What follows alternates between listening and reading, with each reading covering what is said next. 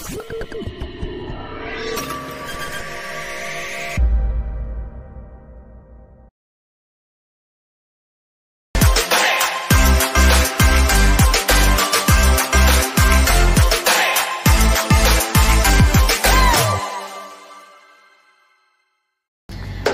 Kuseda, kembali lagi bersama podcast Sankara Speak. Oke, di podcast kita yang keempat ini tentunya kita berganti host ya.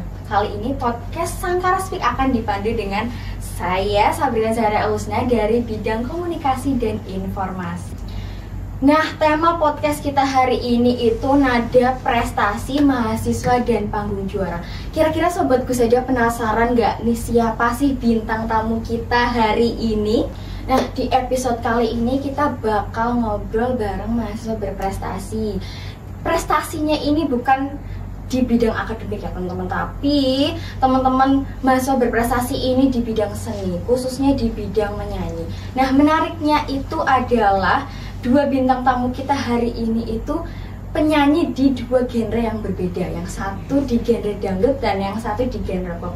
Nah, seperti apa sih perjuangan mereka ya untuk meraih prestasi-prestasi selama mereka kuliah di UGRIS, dan gimana sih hal-hal yang mereka siapkan untuk menjadi mahasiswa berprestasi. Mungkin langsung aja kita panggil bintang tamu kita hari ini, ada Kak Nesya dan Kak Dani. Halo. Puji dan baik.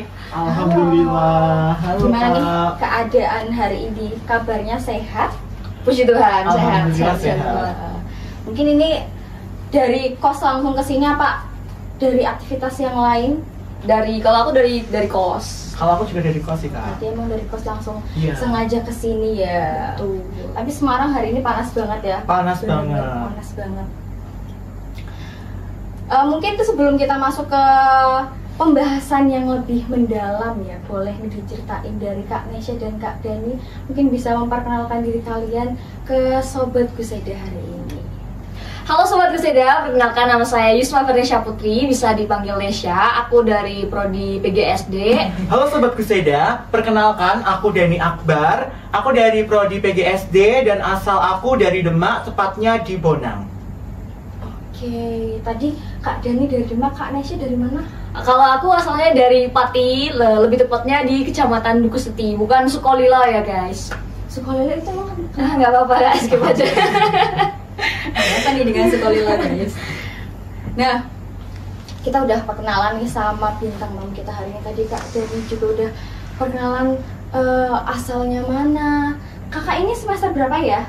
Semester 3. Sama, aku juga semester 3. Berarti ini kan aku juga semester 3 kan ya. Ini enaknya manggilnya apa nih? Langsung nama aja nggak apa-apa. Nesya, Dani, atau Iya. boleh panggil yang lain, Kak, Mas? Inces. Boleh. Cece boleh. Oke, aku panggil Kak aja ya. Oke. Iya.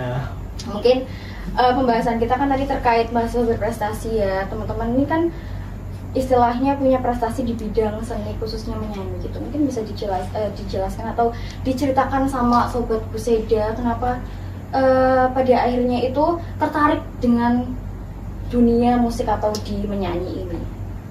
Dari siapa dulu nih? Boleh dari Kak Kak Dani, Nesya Kak dulu Nesya dulu. Oke, silakan. dari aku. Apa tadi Kak pertanyaannya Kak?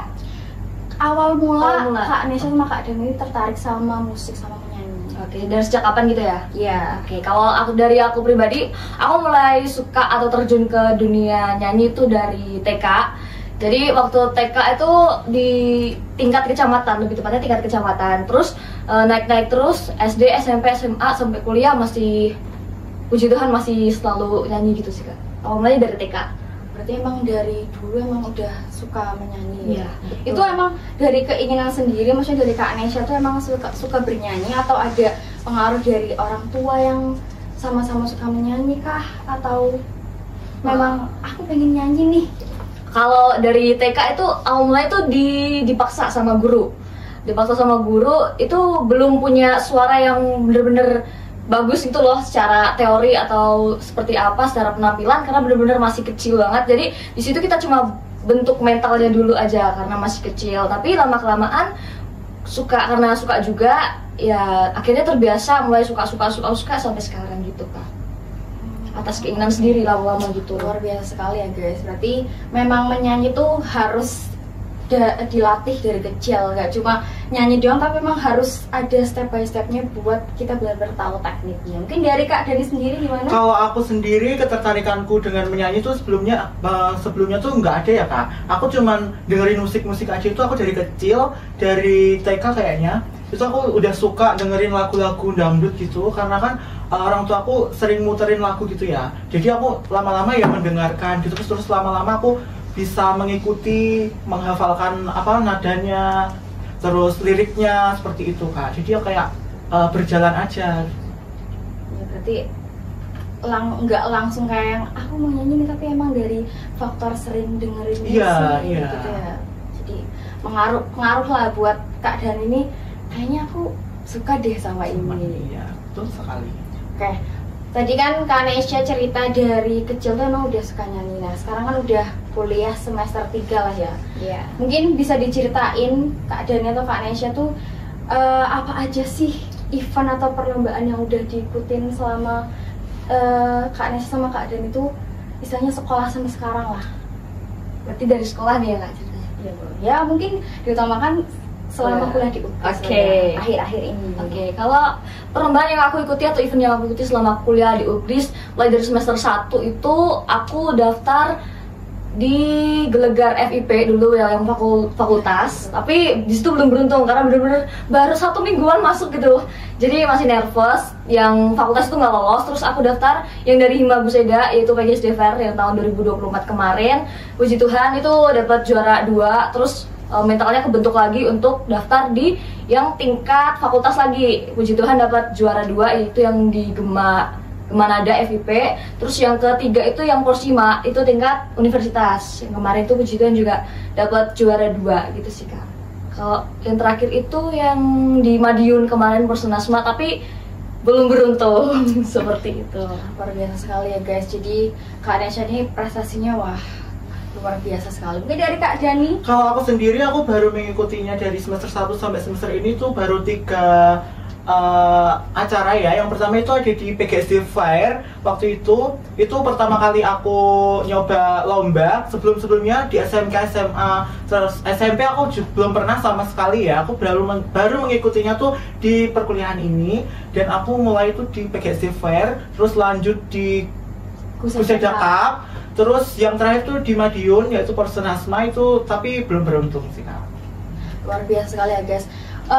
Throwback ya ke Kuseda Cup 2025, aku ingat banget guys, Kak Dan ini nyanyi sampai jurinya tuh pengen ikutan goyang, dan semuanya kita tuh bener-bener satu ruangan, wah asik sendiri. Karena emang Kak Dan ini kalau nyanyi tuh luar biasa, bikin audiens tuh seru-seruan bareng gitu guys. Oke, lanjut ya. Ini kan tadi sudah ceritalah gimana nih awal perjalanan kalian dari mulai awal sekolah sampai sekarang di UPGRIS ya. Mungkin pastinya itu butuh yang namanya support system dan dorongan atau motivasi dari kalian sendiri maupun lingkungan sekitar. Mungkin bisa diceritakan lah apa sih hal yang mendorong kalian buat tetap semangat.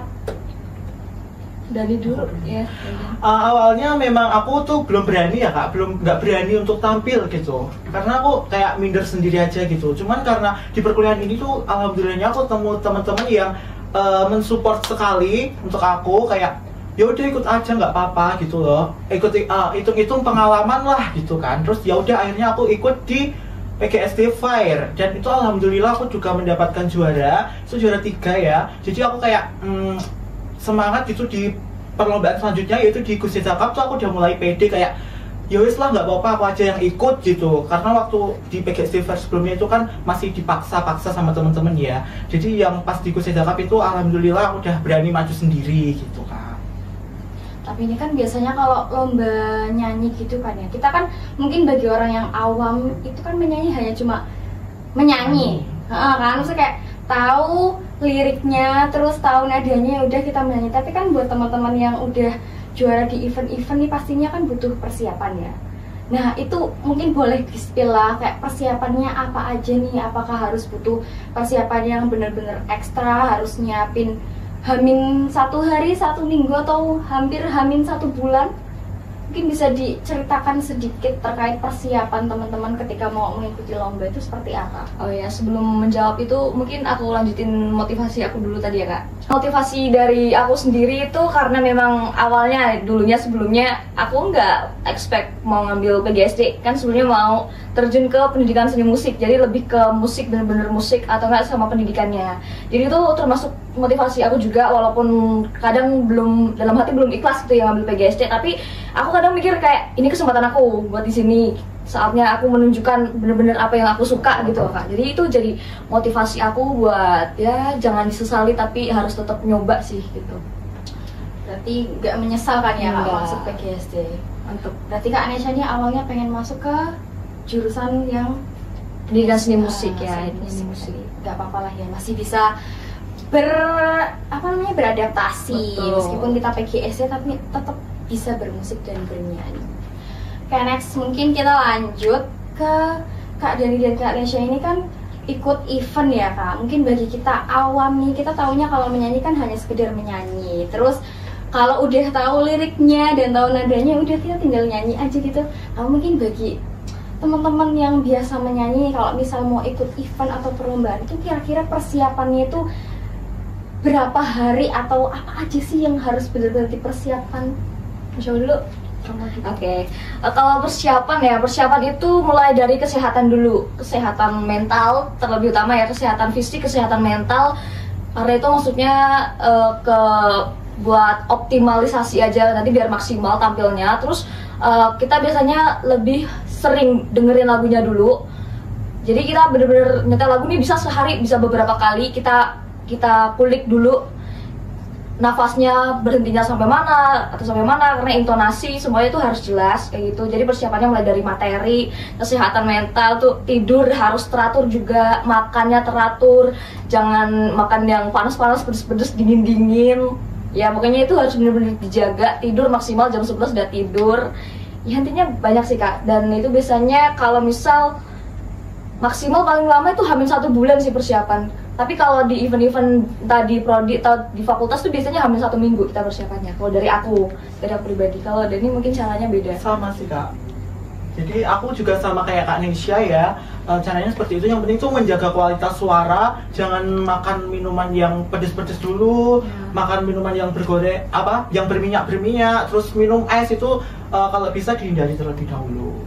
Nah gitu guys, berarti buat kalian nih yang pengen suaranya bagus, pengen bisa menyanyi, sebisa mungkin jaga pola makannya, jangan makan es dan jangan begadang supaya suaranya tuh tetap stabil gitu. Betul.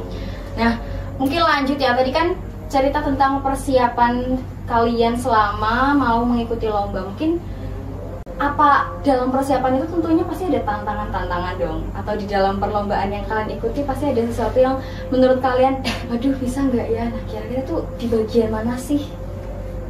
Silahkan dari Kak Dani atau Kak Anesha. Tunjukkan. Oke.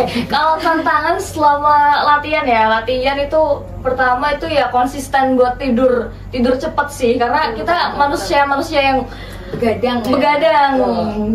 Maksimal tidur tuh aku biasanya jam 2 pagi kan. Terus kemarin iya, maksimal jam 2 pagi aku bener-bener apa ya, kelelawar banget. Jadi pas latihan itu kan didampingi sama dosen tuh. Pokoknya diatur, kamu harus jam 11 sudah tidur, jam segini udah harus tidur gitu. Itu buat aku beradaptasi itu susah banget karena tapi diterapkan nggak? Diterapkan, tapi Tidak. pelan-pelan.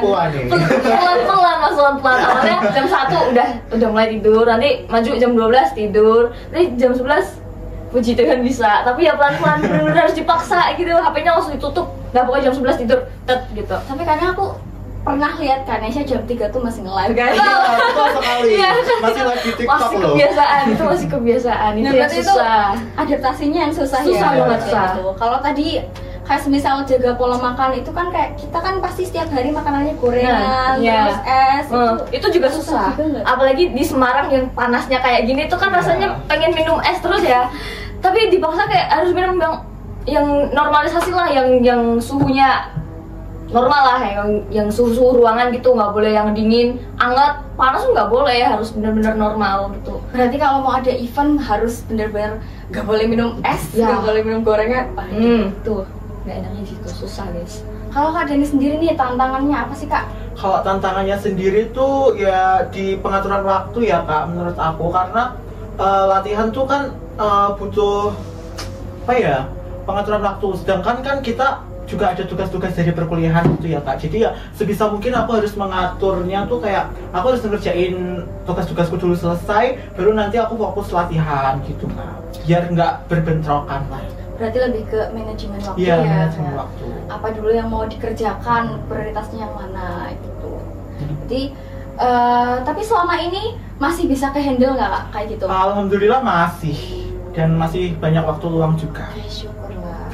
Nah ini kan Kak Dani sama Kak Nesya ini kan sama-sama suka menyanyi ya. Tapi uniknya adalah menurutku ya, ini kan beda genre. Kak Dani suka nyanyi dangdut dan Kak Nesya ini di pop. Nah itu apakah menjadi sebuah tantangan, misal nih ya, kalau dibalik Kak Nesya disuruh nyanyi dangdut dan Kak Dani disuruh nyanyi pop, apa tetap bisa? Atau menurut kalian itu sesuatu hal yang sulit? Oke, aku jawab ya Kak ya. Kalau aku yang emang basicnya dari dulu pop, itu nyobain dangdut, apalagi aku juga jarang dengerin dangdut koplo-koplo gitu kan. Itu kan ada cengkok-cengkoknya. Menurut aku ya, kalau susahnya enggak, cuman kayak belum terbiasa aja gitu. Jadi kan agak gimana gitu, agak kedengarannya kayak kurang, didengar kayak kurang enak aja gitu karena belum kebiasaan kan gitu. Bener sih Kak, kalau aku juga sama kayak Kanisha, tuh kayak kurang kebiasaan aja karena pop kan menurut aku untuk nadanya tuh panjang ya. Yeah. Nah kalau dangdut tuh biasanya tuh lebih cepat gitu temponya, jadi aku lebih nggak ngos-ngosan gitu. Kalau pop tuh susah karena nafasku tuh pendek gitu Kak. Dan tapi waktu itu juga kan aku waktu Persenasma itu kan aku genrenya diubah jadi keroncong ya Kak. Itu menurut aku juga suatu PR banget malah menurutku. Berarti keroncong juga beda sama dangdut ya? Beda Kak, beda jauh. Itu lebih susah, Lebih menurutku. susah, bener-bener Ya susah. karena itu vibranya harus benar-benar ditekan yang kayak gitu. Oh, keroncong tuh yang ada kayak gitu Iya, yang benar-benar Jawa gitu. Iya. Oke, jadi itu dia tadi tantangan yang dihadapin sama Kak Dani sama Kak Nesya selama mereka mengikuti event. Mungkin langsung lanjut saja ya. Setelah tantangan, mungkin boleh nih diceritain momen-momen yang menurut kalian tuh berkesan selama ikut nyanyi. Mungkin dari Kak Dani dulu silakan. Kalau momennya tentunya sangat banyak ya, apalagi di Persenasma kemarin itu sangat berkesan sekali menurut saya, apalagi di latihannya ya. Yeah. Ini sangat seru banget latihannya, kayak kita bertiga waktu itu ya. Jadi kayak seru aja deh Kak, pokoknya seru, kita tidak bisa mendeskripsikannya gimana gitu.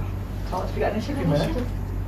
Kalau dari aku momennya yang paling berharga ya benar dari latihan, karena itu kita awalnya latihannya masih slow tuh, hamin berapa bulan, tapi pas hamin 1 bulan bener-bener latihannya ekstra banget, harus bener-bener apa ya pokoknya gitulah.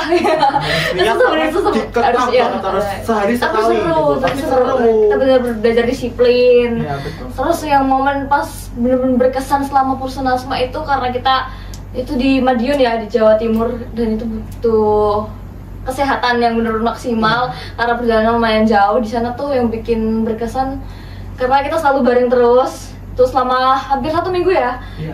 Selama 1 minggu kita di Madiun bareng-bareng terus. Waktu itu kan latihannya 1 hari itu per genre tuh. Hari pertama pop, hari kedua dangdut, terus keroncong kayak gitu. Terus kita saling-saling support gitu. Misalkan hari pertama pop nih aku, terus yang dari mereka nih harus rela bangun pagi jam 5 buat bantuin aku prepare, buat bantuin setrikain dressnya, terus ngundang MUA-nya. Pokoknya bener-bener mereka repot tuh sih yang bikin aku masih keinget banget, seneng banget gitu ya. Berarti intinya kayak kerjasama Ya. di antara, walaupun kita kan berbeda-beda ya Kak genrenya, cuman kita bener-bener saling support gitu ya. Yang awalnya kita tuh nggak kenal sama sekali ya, jadi akrab gitu. berarti kemarin ada genre keroncong, pop, dangdut, 3 itu ya. Iya.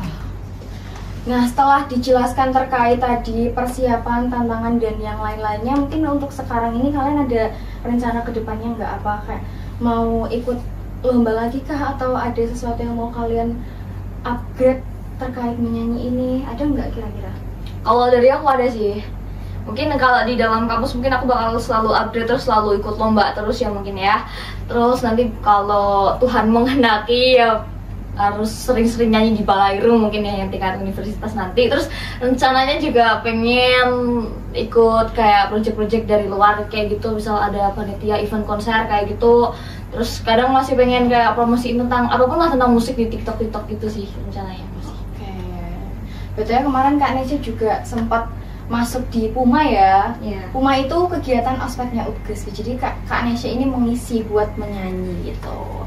Kalau dari Kak Dani sendiri Kalau gimana? dari aku sendiri juga aku bakal terus mengembangkan ya, tentunya aku bakal mengikuti perlombaan-perlombaan yang ada di kampus ini gitu Kak. Karena aku kan masih sebenarnya aku masih awam gitu ya, karena aku baru masuk ke perlombaan tuh di perkuliahan ini. Jadi ya bisa ditingkatkan lebih baik lagi gitu aja sih kan.